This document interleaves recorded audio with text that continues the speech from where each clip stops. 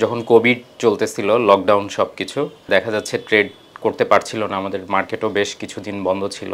তো ওখান থেকে আসলে প্রথমে মাথায় আসলো যে আমরা এই ধরনের কিছু একটার মধ্যে যাই। তারপরেই আমার মাথায় আসলো এটা আমরা লোকালিও আমরা করতে পারি কিনা। 2 বছরের মধ্যে আমরা পুরো ওএমএস বিল্ড করে ফেলি এবং একটা পর্যায়ে গিয়ে আমরা ওএমএসকে আমরা ফিক্স সার্টিফিকেশন নামে কিছু প্রসিডিওর থাকে, সেটাতে আমরা চলে যাই। এটা আসলে অনেক লং হিস্ট্রি। আমরা আসলে প্রথম যখন কোভিড চলতেছিল, লকডাউন সব কিছু, মানুষ আপনার দেখা যাচ্ছে ট্রেড করতে পারছিল না, আমাদের মার্কেটও বেশ কিছুদিন বন্ধ ছিল।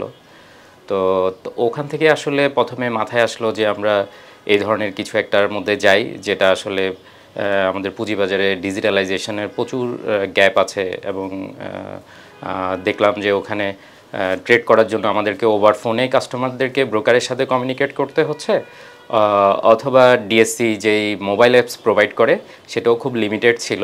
তো যার কারণে আমাদের মাথায় আসলো যে আমাদের এখানে বেশ বড় ধরনের একটা গ্যাপ আছে এই জায়গায়, এটাকে মিটিগেট করা দরকার।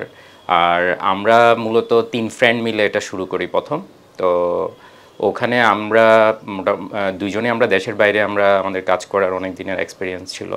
আমি এর আগে মানে বাইরের একটা ব্রোকারের ফুল এই OMS, liquidity provider, back office, technology প্রোভাইডারের ওইখানে একটা ব্রিজিং করতে হয়। তো এই ফুল ব্রিজিংয়ের প্রজেক্ট ম্যানেজার হিসেবে আমি ছিলাম। তো ওখান থেকে আমার মাথায় আসলো যে আমাদের এখানে এই ধরনের একটা গ্যাপ আছে, যে আমরা কেন এই প্রযুক্তিতে আমরা কেন যাচ্ছি না।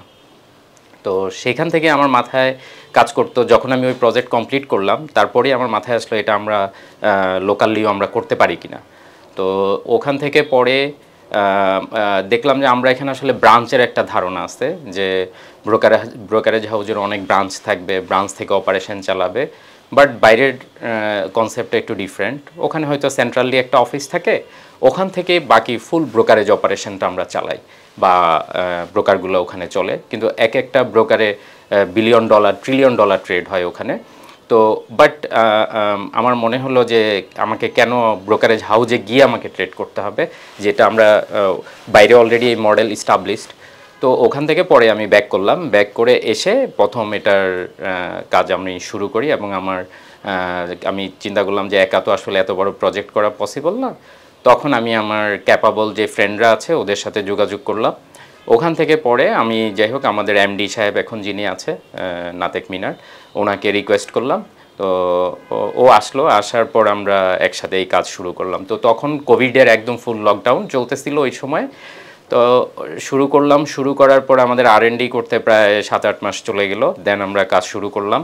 তারপর আবার এখানে বেশ কিছু আপনার লিমিটেশন ছিল, চাইলে আপনি একটা জিনিস হুট করে পাবেন না এক্সচেঞ্জের কাছ থেকে, আবার এক্সচেঞ্জের সহায়তা ছাড়া আপনি আবার এই ফুল অ্যাপ্লিকেশন আপনি লাইভও করতে পারবেন না, টেস্ট করাও পসিবল না। সো এই জায়গাগুলোতে আমাদেরকে বেশ কিছু স্ট্রাগল করতে হয়েছিল ওই সময়গুলোতে। বাট আলহামদুলিল্লাহ আমরা পরবর্তীতে